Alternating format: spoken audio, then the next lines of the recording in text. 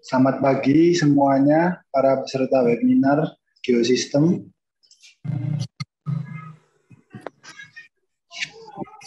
Ya, pada kesempatan pagi ini kita akan ada webinar dengan judul Sistem ERP Digitalisasi Operasional Geosistem yang akan dibawa oleh Bapak Riza Kurniawan Andriansah selaku vendor dari sistem ERP Geosistem.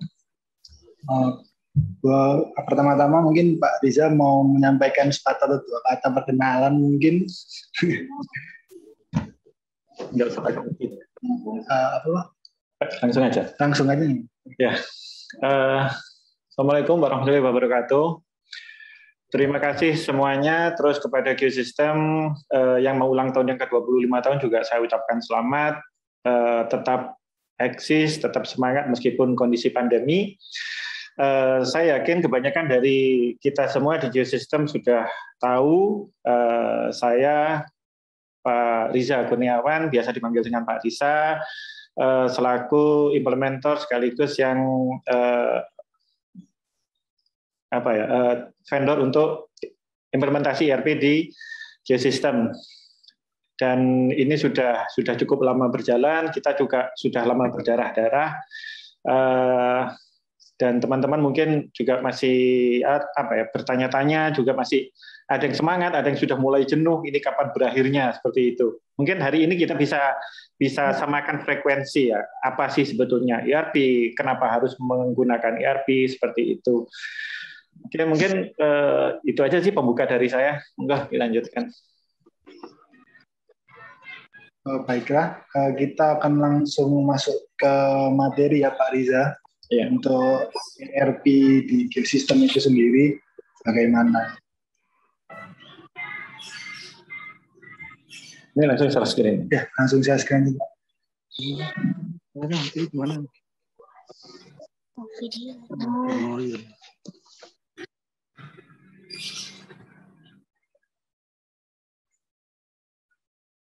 Bisa ya. Bentar.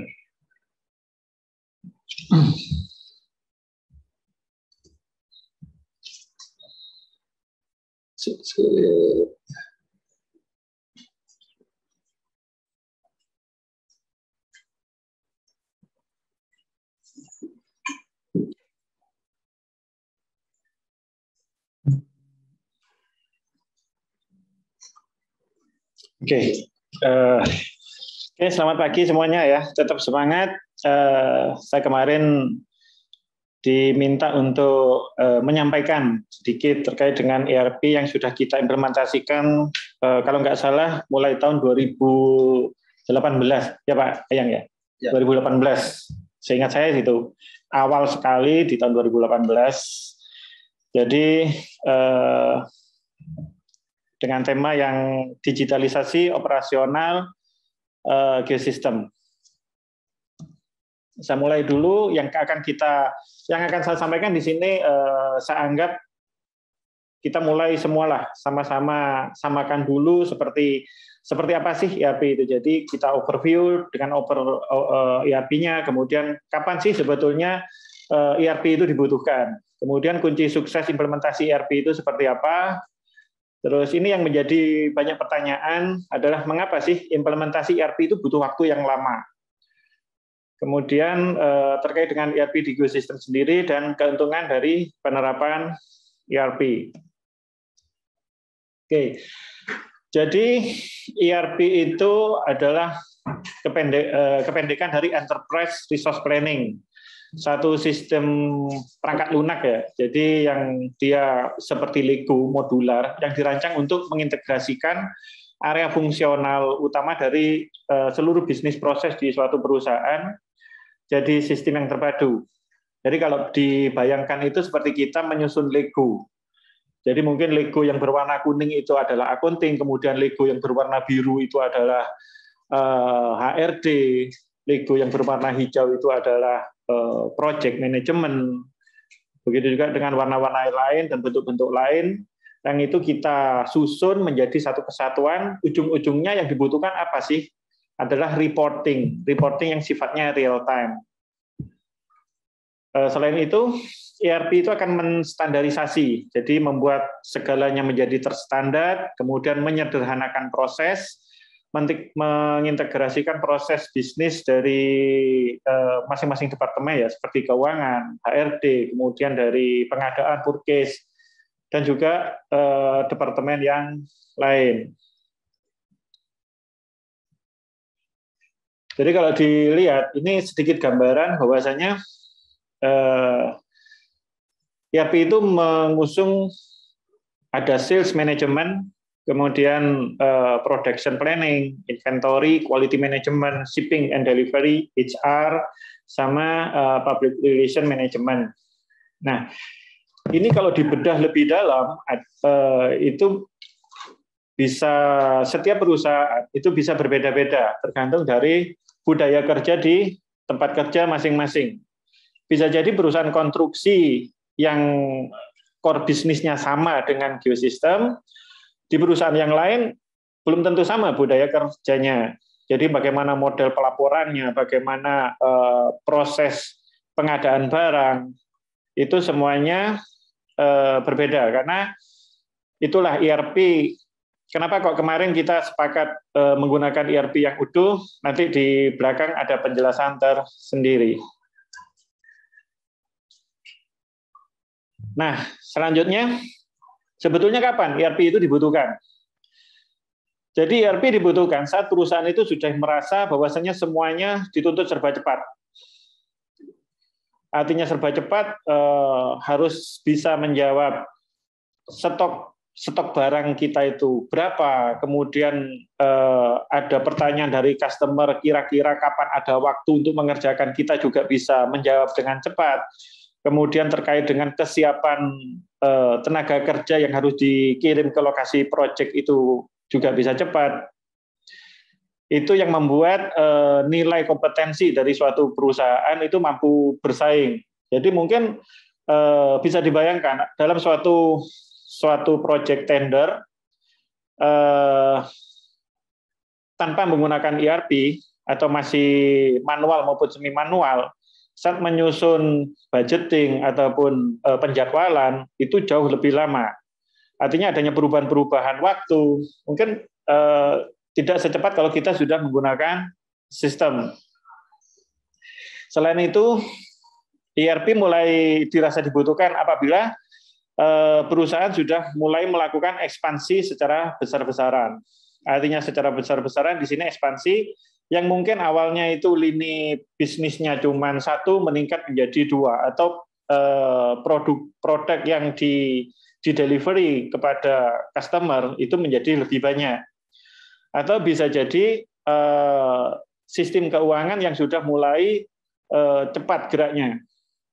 Nah, seperti yang poin 3, saat kinerja lini keuangan semakin luas, itu ERP semakin dibutuhkan. Karena apa? Saya seringkali menghadapi permintaan ERP yang dikarenakan atau alasan mereka adalah saat penyajian laporan keuangan itu bisa jadi 2 atau 3 bulan dari bulan yang seharusnya dilaporkan. Yang paling cepat itu malah baru 3 minggu untuk menunjukkan laporan rugi laba, untuk menunjukkan neraca keuangan. Itu bisa jadi paling cepat yang saya ketahui itu 3 minggu. Itu menjadi salah satu alasan kenapa dibutuhkan suatu sistem yang integrasi, semuanya real time. Saat dibutuhkan jawaban cash flow kita berapa, kemudian nilai piutang kita berapa yang hutang kita berapa kepada vendor, customer mana saja yang masih outstanding. Di situ butuh kecepatan. Nah, fenomena yang terakhir adalah saat sudah menerapkan work from home.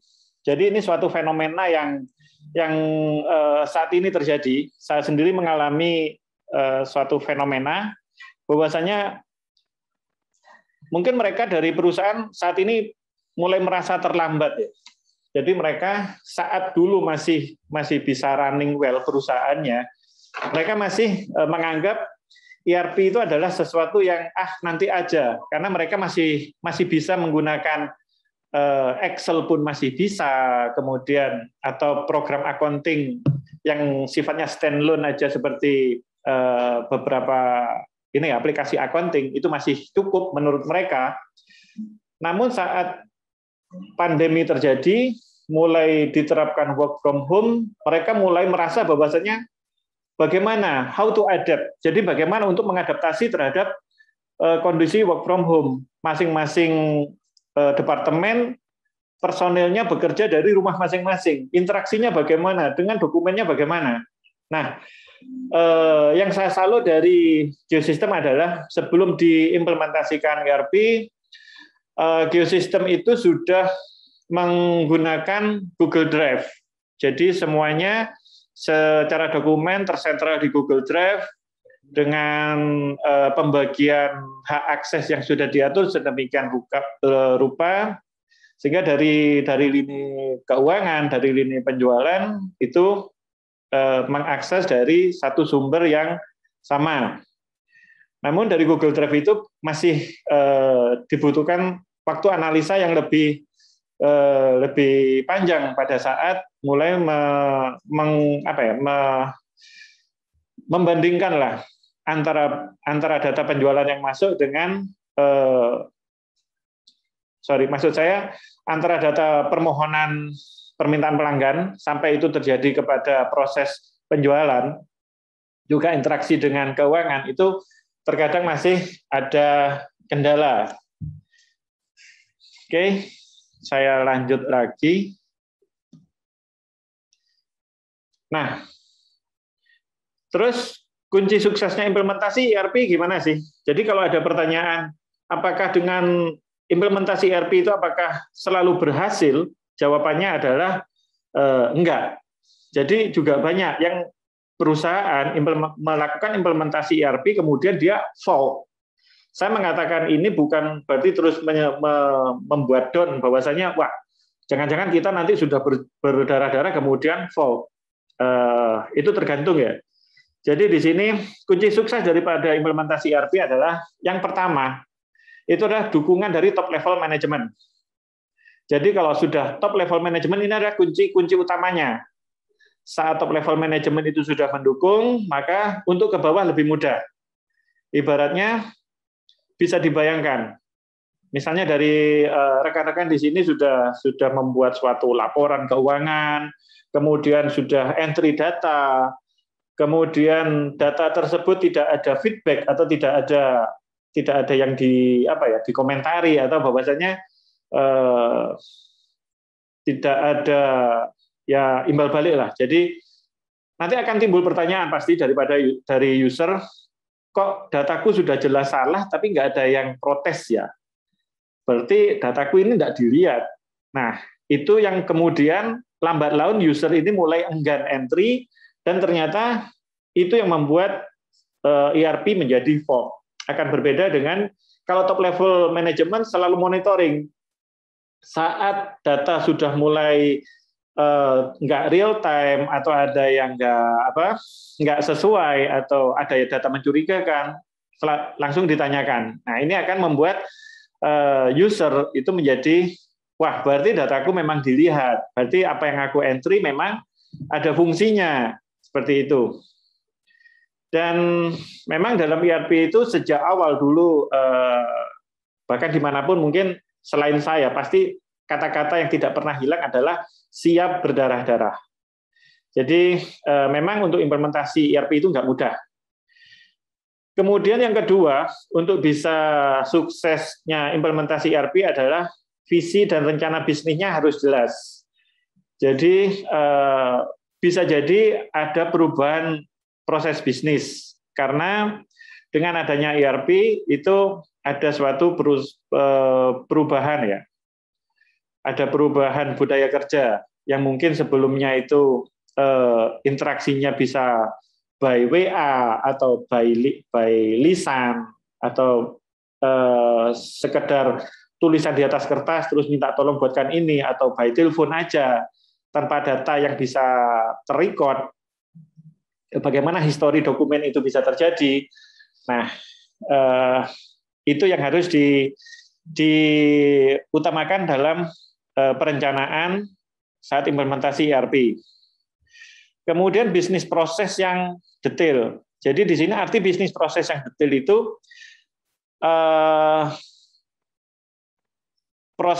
bisnis proses dari masing-masing divisi itu sudah terpetakan dengan baik. Artinya terpetakan dengan baik.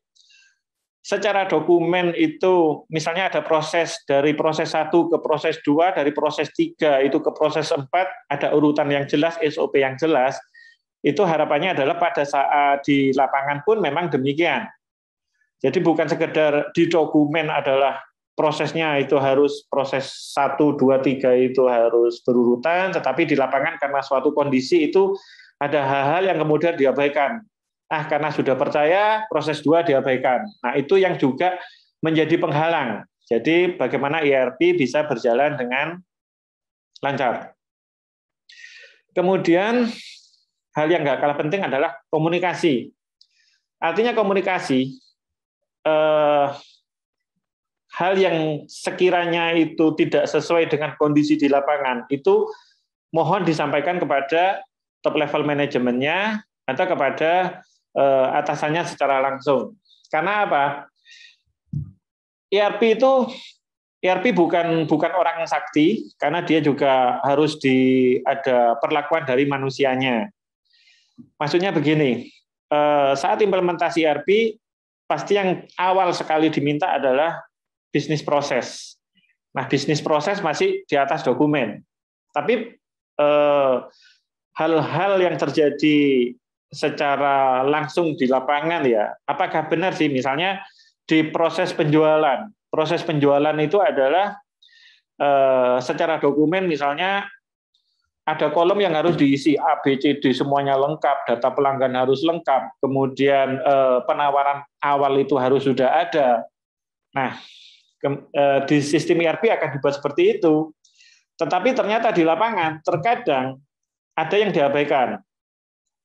Hal-hal yang diabaikan mungkin menjadi suatu ada alasan tersendiri. Semisal kalau saya tanya biasanya customer-nya tersinggung. Nah, itu yang perlu dikomunikasikan sehingga top level manajemen bisa tahu apa sih yang menjadi keberatan di lapangan.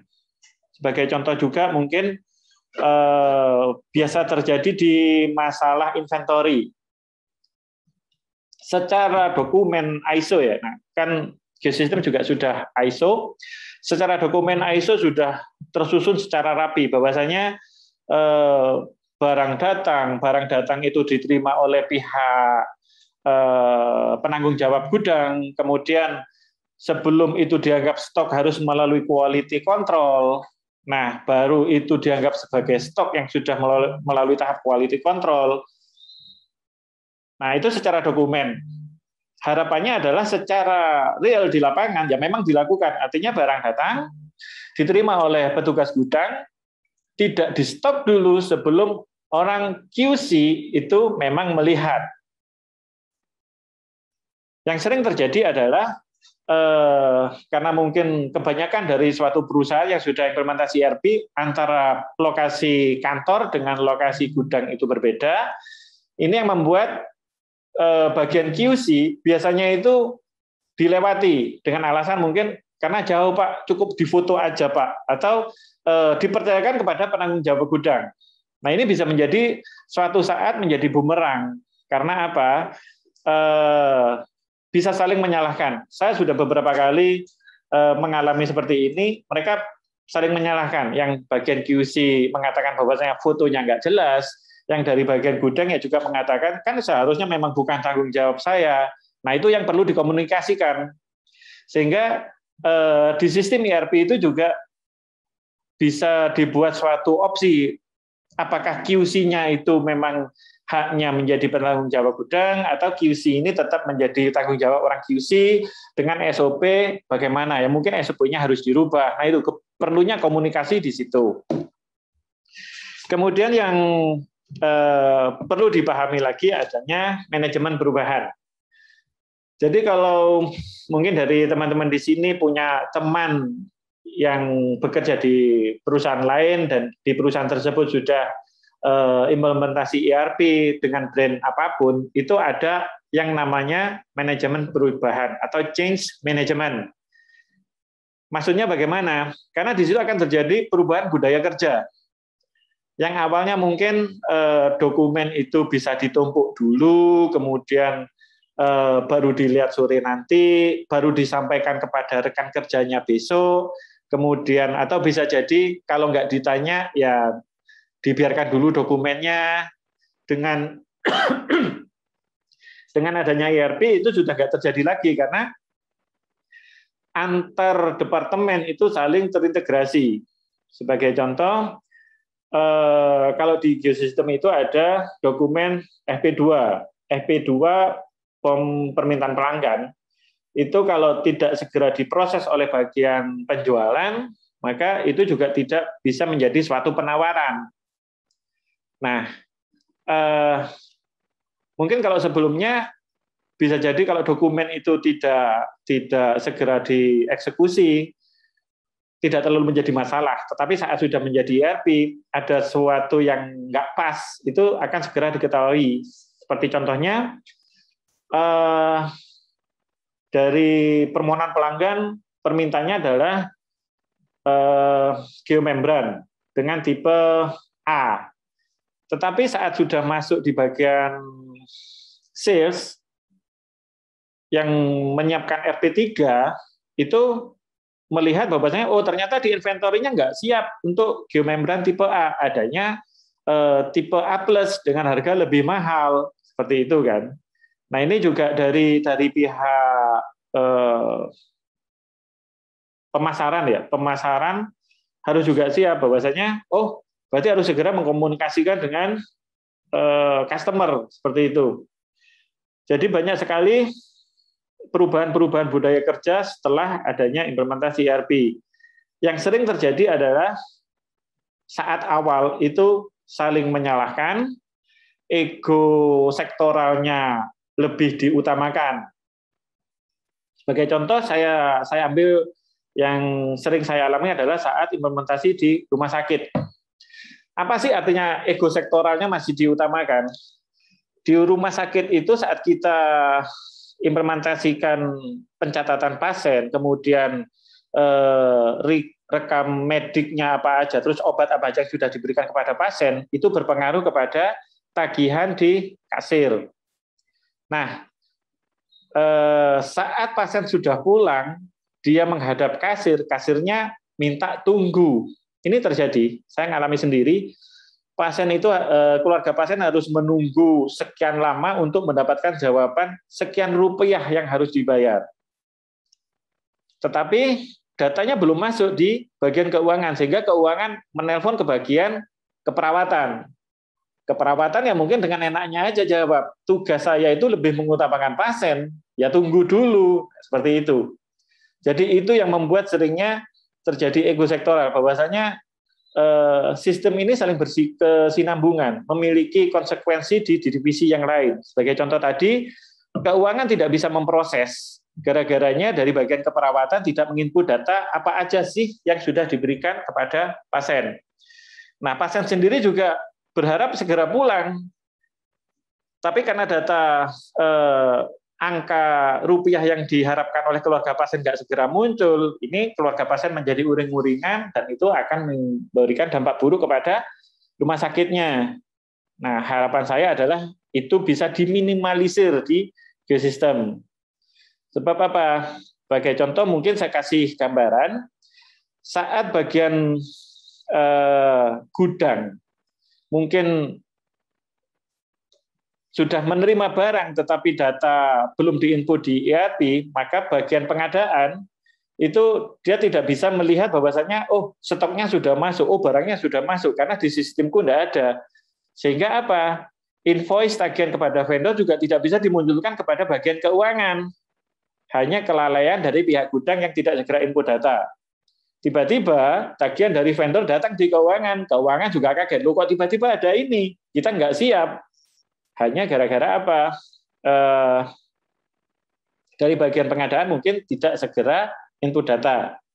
Nah, itu salah satu contoh kita harus siap dengan manajemen perubahan. Kemudian yang selanjutnya adalah pemilihan sistem. Pemilihan sistem itu juga berpengaruh. Artinya ERP itu banyak sekali brandnya, banyak sekali yang menyiapkan, dan itu bisa menjadi salah satu faktor fault dalam implementasi. Nah, nanti pemilihan sistem ini berkaitan dengan kenapa kok di Geosystem itu memilih Odoo yang saat ini kita gunakan. Penjelasannya adalah setelah ini. Kemudian kesiapan data. Kesiapan data ini adalah cukup berpengaruh karena dia bisa sebagai pendukung bahwasanya saat implementasi dilakukan.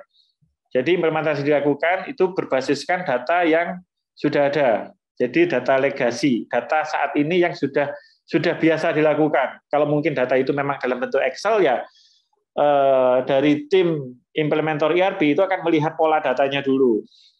Nah, dari pola data ini kalau sampai salah transfer knowledge, ya, transfer informasi dari pihak implementer, bisa jadi salah dalam penerapannya di sistem. Kemudian yang nggak kalah penting adalah testing, training, dan testing. Jadi saat untuk membentuk ERP itu menjadi sempurna, itu nggak seperti kita mengerjakan di Excel. Karena ERP itu integrasi dari keseluruhan. Saat awal pasti secara sektoral, jadi secara masing-masing divisi. Mungkin pada saat awal melihat bisnis proses dari pemasaran, kemudian kita bentuk di sistem, kemudian mulai melangkah ke bagian penjualan, modulnya penjualan dibentuk di sistem, kemudian mulailah digabungkan antara pemasaran dan penjualan. Oh, ternyata ada yang nggak cocok atau masih terjadi nggak sesuai, maka diperlukan pengujian ulang lagi, kembali ke awal lagi untuk memenuhi seperti apa yang seharusnya. Terus kemudian yang terakhir adalah kesiapan calon pengguna. Jadi secara singkat sih kunci sukses implementasi ERP itu yang saya sampaikan. Yang mengerikan biasanya di saat testing, training, testing, training, testing, training, itu yang sering yang bisa jadi dianggap membosankan, ya. Jadi tidak hanya terjadi di Geosystem. Semua company yang menerapkan ERP pasti mengalami testing, training, kemudian testing lagi. Saat ada yang nggak sesuai, diperbaiki, training lagi, kemudian testing lagi, training lagi, sampai menjadi suatu kesempurnaan. Oke. Saya lanjutkan. Nah, pertanyaan yang sering terjadi ini, kenapa sih kok implementasi ERP itu butuh waktu lama? Jadi seperti sebelumnya saya pernah implementasikan ERP dengan waktu itu dengan SAP, ya. Dengan SAP, proses bisnis proses yang dilakukan di perkebunan Nusantara sampai saat ini pun masih proses untuk mendapatkan kesempurnaan, dan itu berjalan sejak tahun awal 2017. Kenapa kok bisa lama? Karena banyak sekali yang harus diperbaiki. Seperti yang tadi saya bilang, adalah ada testing, training, testing berulang-ulang. Tapi secara singkat bisa dijelaskan bahwasanya implementasi ERP itu butuh waktu lama karena adanya informasi yang tidak disampaikan saat tahap analisa kebutuhan. Tahap analisa kebutuhan adalah tahap awal saat kita implementasi ERP. Begitu juga saat di Geosystem dulu. Jadi awal sekali adalah analisa kebutuhan. Kita meminta dari perwakilan departemen menceritakan, artinya menceritakan antara dokumen di atas kertas, SOP di atas kertas dengan kondisi di lapangan. Yang sering terjadi hampir di semua perusahaan adalah ada beberapa hal yang terjadi di lapangan tidak disampaikan.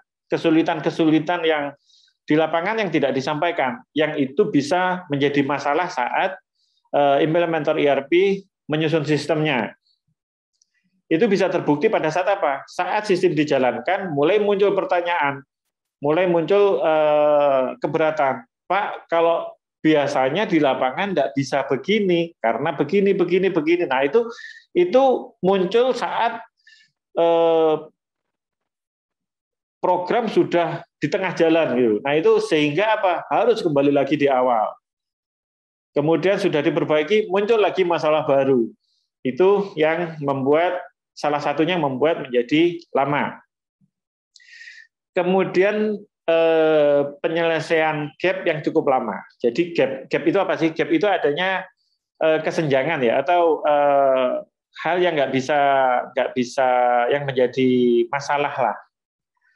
Sebagai contoh, seperti tadi lah, saya ambil contoh yang awal lagi. Secara dokumen, misalnya ini kita ngomong yang gudang lagi ya, paling gampang karena ini sering terjadi di hampir semua perusahaan. Bagian gudang pendirian barang, ada penanggung jawab gudang, ada bagian QC. Yang ini lokasinya seringnya berjauhan. Dari pihak penanggung jawab gudang, dia sangat menginginkan ya bagian QC datang ke lokasi untuk melihat produknya secara langsung. Tetapi dari bagian QC punya alasan tersendiri. Lokasinya mau ke gudang itu butuh waktu yang lama.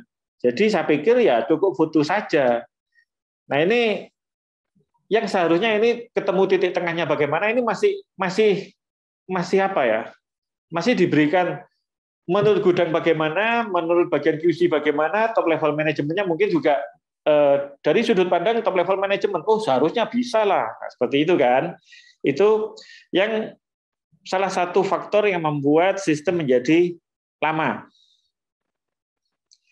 Terus kemudian yang ketiga, adanya perubahan proses bisnis saat implementasi ERP berjalan.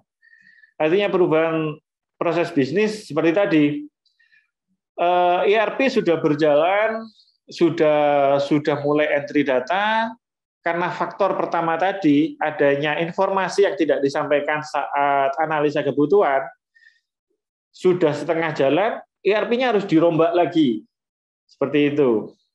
Kemudian mulai lagi dijalankan, ternyata ada informasi yang belum lengkap lagi disampaikan. Akhirnya kembali lagi sistemnya harus disempurnakan. Oke. Terus selanjutnya yang menjadi lama adalah akses data legasi yang terbatas. Data legasi adalah data yang saat ini ada. Jadi semakin banyak data yang disampaikan, baik itu bentuk datanya, proses aliran datanya, kemudian kalau memang mungkin dalam bentuk tabel Excel, ditunjukkan tabel Excel secara keseluruhan, itu akan sangat membantu. Biasanya beberapa company itu masih merasa apakah dataku aman kalau disampaikan kepada pihak implementator. Kebanyakan bahkan saya yakin dari seluruh vendor yang mengimplementasikan ERP, di situ ada perjanjian bahwasanya kerahasiaan data itu terjaga. Nah, itu yang mungkin masih belum bisa. Sehingga dari pihak implementasi nggak bisa melihat data itu secara gamblang. Ada yang mungkin masih ditutupi atau apa, itu menjadi salah satu faktor penghambat. Kemudian adanya perubahan struktur organisasi perusahaan. Artinya perubahan struktur organisasi apakah nggak boleh? Boleh. Tetapi kalau itu terjadi di tengah-tengah saat implementasi dilaksanakan, itu menjadi masalah. Kok bisa? Karena user yang sudah ditentukan itu bisa jadi menjadi berubah. Kemudian tanggung jawab user yang sudah ditentukan menjadi berbeda. Jadi mungkin sebelumnya user A itu bisa merubah dokumen, kemudian bisa membuat dokumen baru. Karena adanya struktur organisasi yang berubah, user yang awalnya di posisi yang sudah benar dipindah ke posisi yang lain, sehingga harus di-training ulang, kemudian merubah hak aksesnya. Itu yang menjadi salah satu penyebab implementasi ERP itu menjadi lama. Nah, ini beberapa brand ERP yang saat ini banyak digunakan, saya ambil yang banyak digunakan di Indonesia saja, dan brand ini adalah brand yang mewakili secara internasional. Yang paling sering kita kenal adalah SAP. Kemudian ada Microsoft Dynamics, ada Oracle, JD Edwards. Kemudian ada Odoo. Odoo sebetulnya masuk Indonesia itu sedikit terlambat daripada negara yang lain. Tapi saat ini Odoo sudah mulai banyak digunakan di Indonesia. Dari SAP, Odoo, Microsoft Dynamics, dan Oracle, ini semuanya memiliki kesamaan fungsi. Sebetulnya apa sih bedanya? Kalau ditanya bedanya, beda di harga kebanyakan. Karena SAP, Microsoft Dynamics, Oracle, JD Edwards itu dia berlisensi. Sedangkan Odoo itu yang kita terapkan di Geosystem adalah tidak menggunakan lisensi. Jadi kalau ditanya ERP di Geosystem itu kita menggunakan apa? Kita di Geosystem menggunakan Odoo. Kenapa? Karena bersifat open source. Apakah open source aman? Saya jawab iya. Kalau misalnya Odoo ini nggak aman, maka Toyota sudah sejak dari dulu tidak menggunakan Odoo. Kimia Farma, Kalbe Farma tidak menggunakan Odoo. Astra tidak menggunakan Odoo. Itu salah satu contoh perusahaan yang ada di Indonesia. Terus mendapat banyak dukungan dari komunitas di seluruh negara. Jadi pengembang Odoo itu karena sifatnya open source, maka dia berkembang lebih cepat. Mungkin ada pemerhati ERP ya di sini yang mungkin pernah, kalau melihat SAP itu lebih 10 tahun nggak ada upgrade, nggak ada perubahan versi. Tapi kenapa Odoo kok hampir setiap tahun itu ada versi 11, 12, 13, 14? Itu karena banyaknya dukungan. Terus apakah kita harus mengikuti upgrade versi itu? Jawabannya adalah enggak. Karena sifatnya ERP saat sudah stabil, ya itu yang digunakan. Kemudian bisa diskostumisasi sesuai kebutuhan tanpa batas. Nah, ini yang membedakan dengan brand yang lain. Jadi Odoo itu banyak yang mengatakan ya seperti karet. Perusahaan itu mau ke arah mana, Odoo itu bisa aja. Bahkan mau apa? Enggak seperti best practice biasanya pun bahkan bisa, tapi ini tidak pernah disarankan. Sebagai contoh, saya pernah implementasi di salah satu toko retail besar di Surabaya ini. Karena ownernya sendiri itu terbiasa dengan cara manual, dia mengatakan, saya maunya barang datang ya bisa langsung dijual tanpa menunggu HPP. Nah, ini kan secara best practice itu hal yang nggak mungkin gitu loh. Jadi nggak pernah disarankan. Di aplikasi yang lain ya belum bisa karena HPP-nya pasti harus muncul dulu baru barang itu dijual. Tetapi kembali lagi, saya ini ownernya, saya pemilik. Selama ini saya bisa kok. Saya tulis pakai kertas bisa, masa di sistem nggak bisa? Karena sudah dijelaskan resiko-resiko dan lain-lain tetap nggak bisa, ya Odoo dibuat menjadi bisa. Dan itu tidak bisa di ERP yang lain. Kemudian sangat fleksibel. Jadi sangat fleksibel, mungkin ada keterkaitan dengan bisa dikostumisasi sesuai kebutuhan ya. Jadi mau dibuat bagaimana bisa, bahkan secara hak akses pun bisa. Yang seharusnya secara audit bahkan secara sistem secara manajemen perusahaan mungkin nggak boleh. Contohnya begini. Bagian pengadaan, dia merangkap sebagai bagian penerimaan barang, itu seharusnya tidak bisa. Kenapa nggak pakai baju? Tetapi karena mungkin keterbatasan atau apa, atau memang ya permintaannya harus seperti itu, Odoo masih bisa. Tetapi jangan harap itu bisa dilakukan dengan, apalagi dengan yang namanya SAP. Kita sudah beli lisensi, kalau itu sampai dilakukan, maka kita bisa kena denda yang cukup mahal. Itu. Kemudian yang selanjutnya, mudah digunakan. Kenapa kok saya tambahkan mudah digunakan? Ini berkaitan dengan pengalaman saya selama ini. Jadi selain saya juga implementer Odoo, saya juga implementer daripada SAP maupun Microsoft Dynamics. Rata-rata mereka yang pernah menggunakan SAP maupun menggunakan Microsoft Dynamics setelah dia bermigrasi ke Odoo, mereka mengatakan, dulu saya belajar untuk bisa memahami SAP, saya butuh sampai 2-3 bulan baru lancar. Tetapi dengan Odoo menjadi lebih sederhana. Dan itu bisa saya bayangkan karena apa? Odoo modelnya web-based. Tulisannya juga cukup besar, tidak terlalu banyak Windows baru yang terbuka apabila kita harus mengedit salah satu dokumen yang sebelumnya. Yang terakhir yang cukup menarik menggunakan Odoo adalah tidak ada biaya lisensi. Jadi mau user sebanyak apapun ya sah-sah aja gitu, tidak ada penambahan biaya. Bahkan mau merubah misalnya menggunakan server sendiri berbeda dengan Oracle ya. Jadi kalau Oracle itu untuk masalah server aja ada lisensinya. Server dengan menggunakan dual core, server menggunakan 4 core, server menggunakan 8 core itu sudah beda harga. Itu dari biaya lisensi untuk servernya sendiri. Nah, sedangkan Odoo enggak. Tuh. Terus, nah, keuntungannya apa sih kalau kita menerapkan ERP? Data bisnis itu menjadi akurat dan terintegrasi.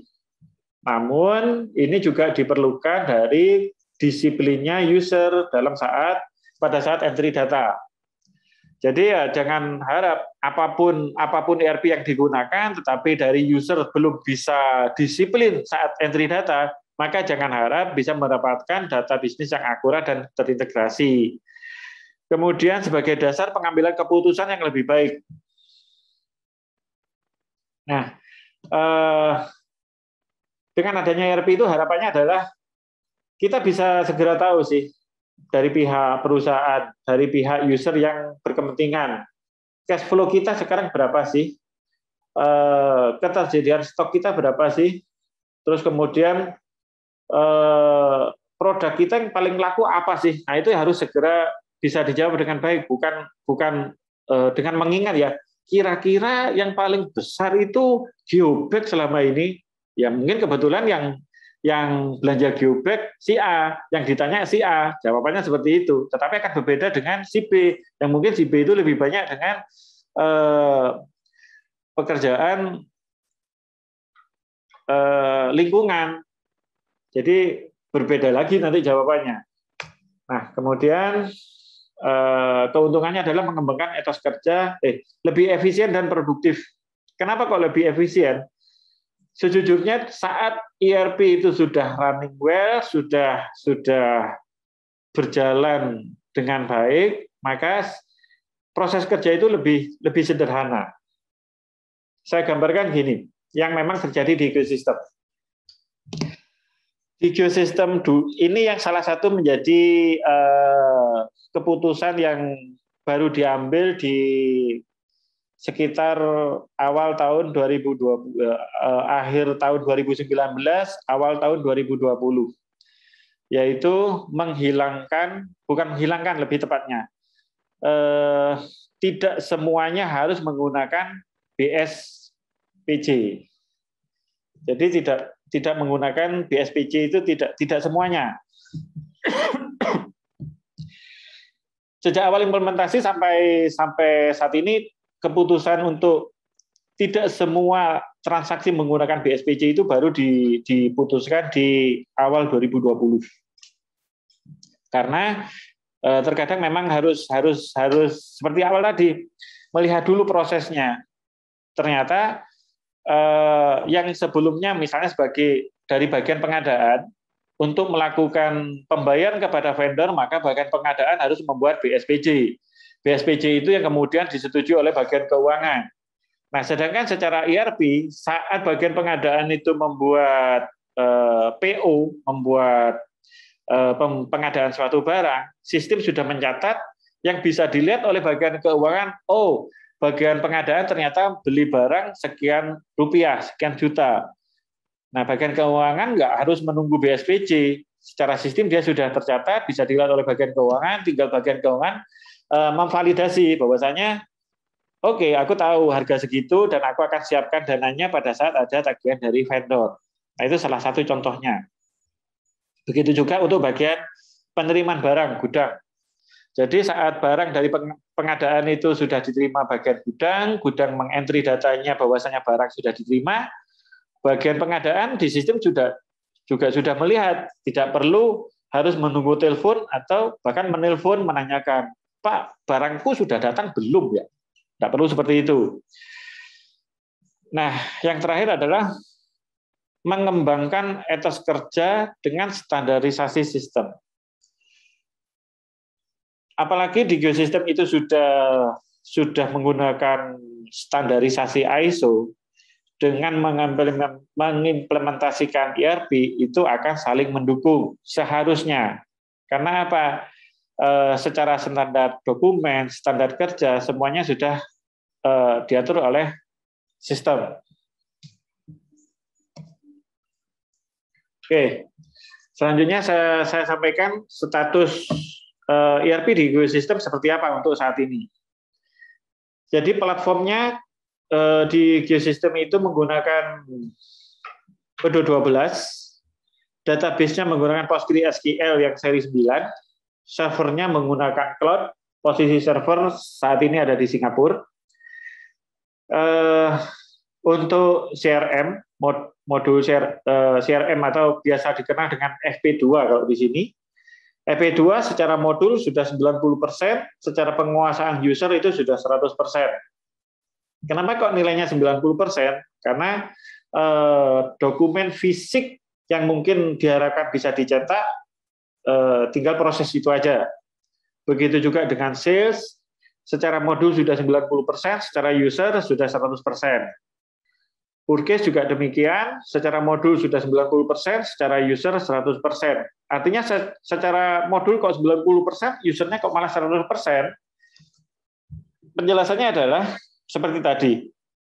Secara modul, saat ini memang yang kurang adalah bentuk cetak dokumennya. Karena dokumen kalau di sistem kan memang harus terstandar. Jadi terstandar itu dari sisi kata-katanya itu sudah disusun dulu. Jadi apa aja yang harus tampil. Nah itu baru bagian data apa aja yang bisa sifatnya tergantung dari variabel entry-nya. Dari sisi user dikatakan 100% karena user sudah bisa dari proses input data sampai melakukan analisa sampai proses pencarian secara cepat itu sudah bisa. Tinggal untuk mengeluarkan dokumen itu masih menunggu bentuk dokumen yang baku. Kemudian inventory secara modul 80%, secara user masih 80%, karena terakhir kemarin masih terbentur dengan masalah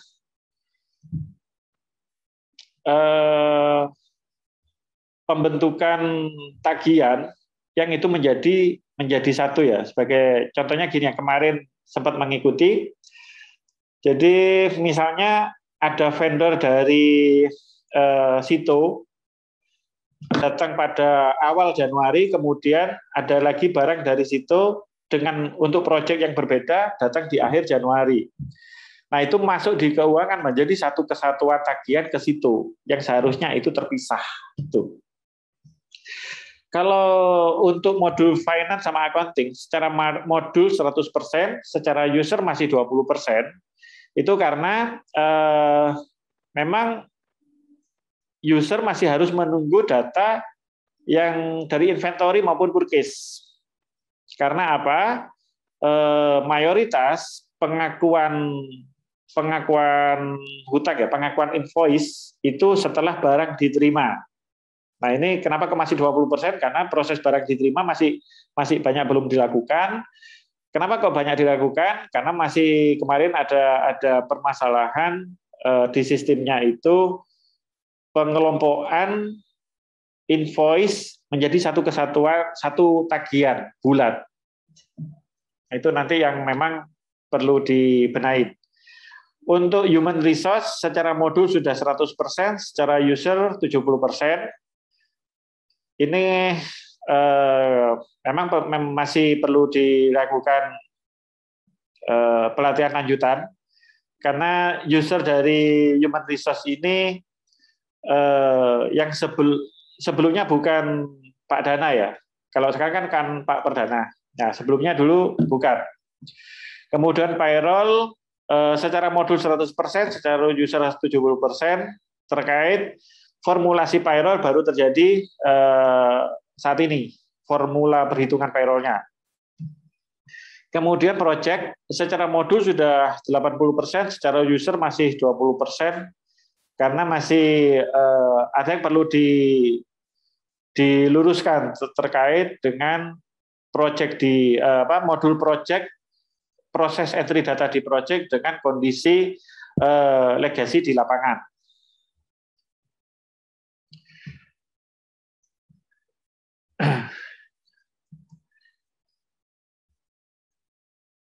Bentar,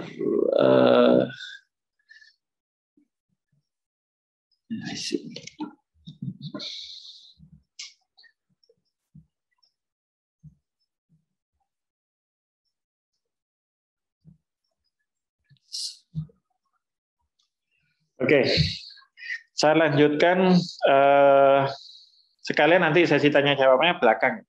Jadi saya langsung secara global menyimpulkan apa sih yang saya jelaskan di depan tadi terkait dengan digitalisasi operasional di geosistem.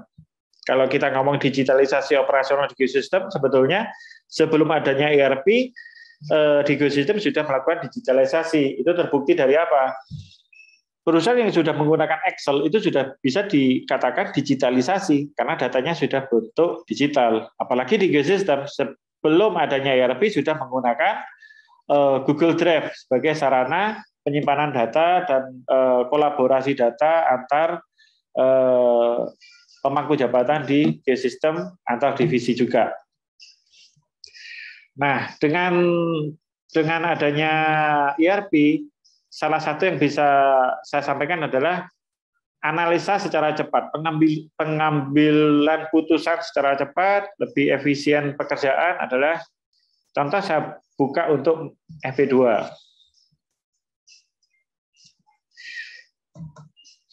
Di FP2 ini kita bisa melihat sebentar. Tutup. Nah, dari sini kita bisa melihat bahwasanya sebetulnya nah, apa sih yang paling banyak diminta oleh pelanggan sebetulnya di proses FP2 itu? Dari sisi grafik kita bisa melihat ini berdasarkan data yang sudah masuk ya. Oke, saya dari awal dulu deh.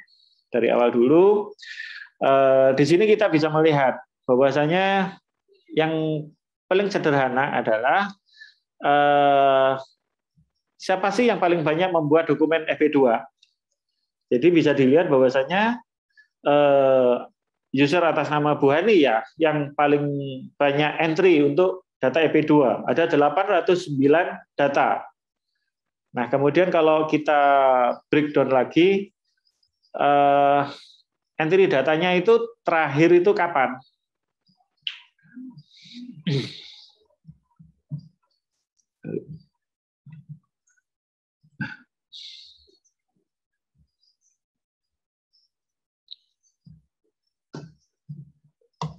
Jadi sistem itu akan bisa mencatat tanpa user pun menyadari ya. Jadi sebagai contoh Bu Hani.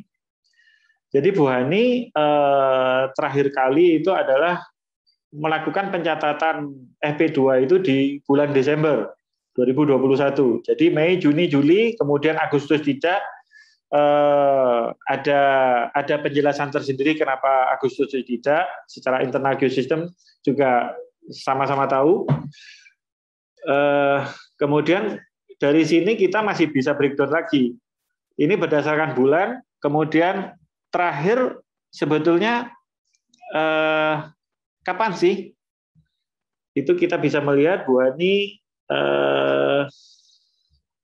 tanggal 16 September itu entry data untuk 7 FP2. Nah, yang saya sampaikan ini adalah dari sisi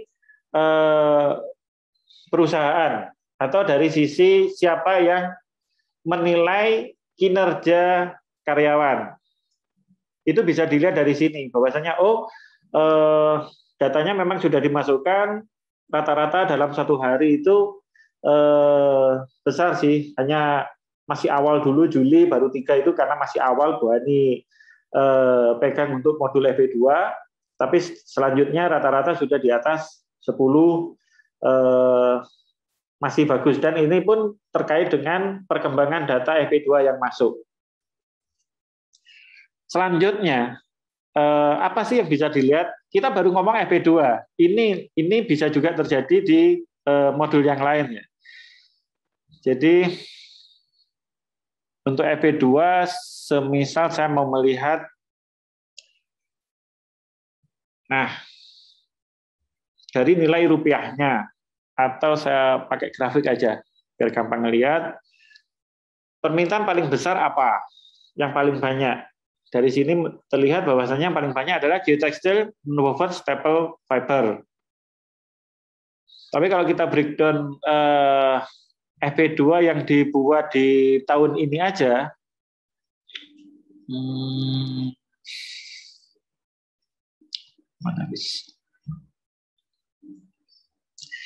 ini untuk yang tahun ini aja, atau saya mau melihat di bulan ini aja, wis.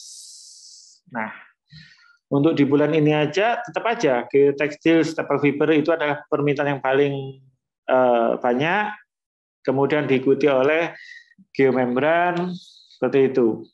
Untuk melihat angka pastinya, kita bisa langsung merubah ke bagian pivot seperti ini. Nilainya nggak di entry, tapi kalau kita melihat banyaknya FP2, bisa dilihat ada 9 FP2 yang meminta geotextile nonwoven staple fiber. Itu salah satu contoh analisa cepat atau jawaban cepat yang bisa diminta. Jadi kalau ada pertanyaan, apa sih yang banyak diminta pelanggan di bulan ini?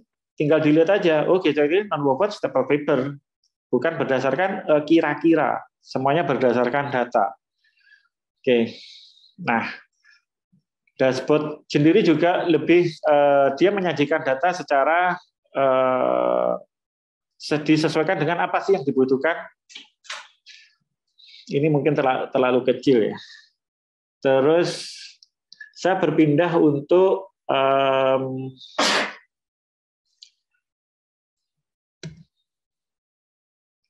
pengadaan. Pengadaan kemarin, nah ini kemarin yang baru diketahui setelah proses berjalan ya. Jadi dengan dibuatnya sistem bahwasanya apabila dari sales itu membutuhkan suatu barang, sales, saya buka sales dulu. Untuk sales,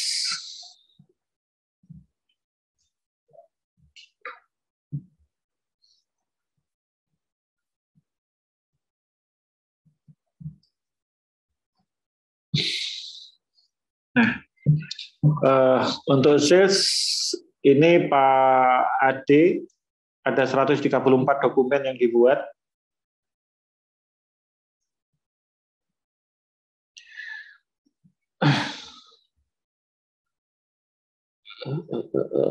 Sebentar.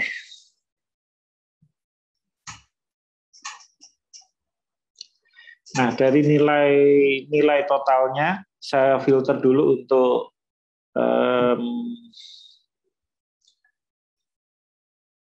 tahun ini aja.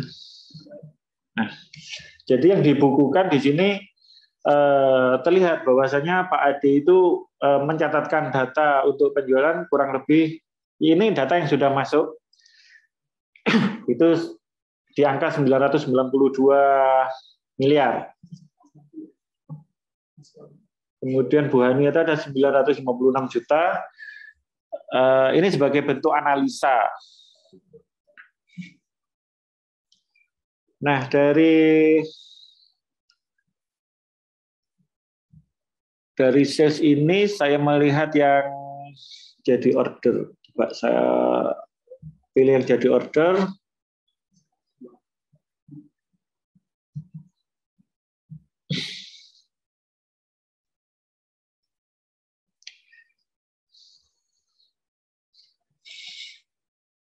Oke. Kemarin jadi masalah adalah saat root. Jadi root kemarin kan sudah disepakati bahwasanya ini ada dropship sama make to order. Nah, ternyata apabila dibuat make to order kemarin di bagian inventory, saat barang itu diproses sama inventory.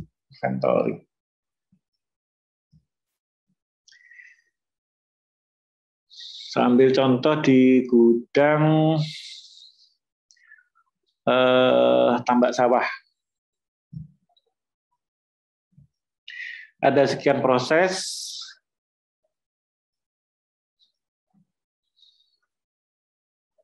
Dari tambak sawah. Sebentar.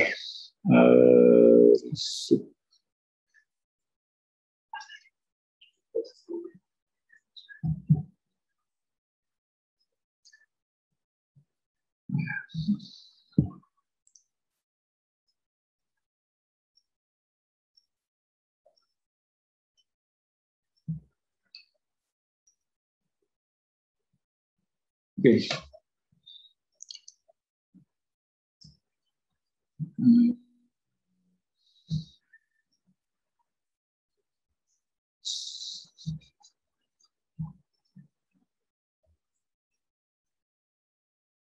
Nah, ini yang kemarin menjadikan suatu masalah. Jadi di data tagihan vendor itu masih mengelompok jadi satu, dan ini yang memang perlu dipisah. Oke, itu yang saya bilang bahwasanya untuk CRM itu sudah 100%. Kemudian untuk purchase secara user saya bilang 100%, tetapi secara sistem memang masih 80%. Kemudian inventory tadi masih berapa tadi? Masih di kisaran 70% inventory.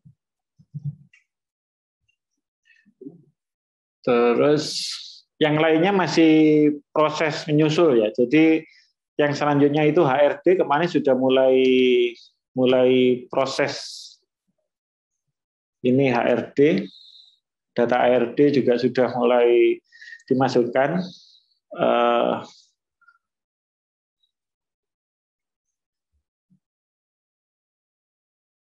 Nah, jadi di sini bisa terlihat secara cepat bahwasanya Pak Arya Sakbana itu dia bertanggung jawab kepada siapa? Dia bertanggung jawab terhadap Pak Andri Arisandi, gitu.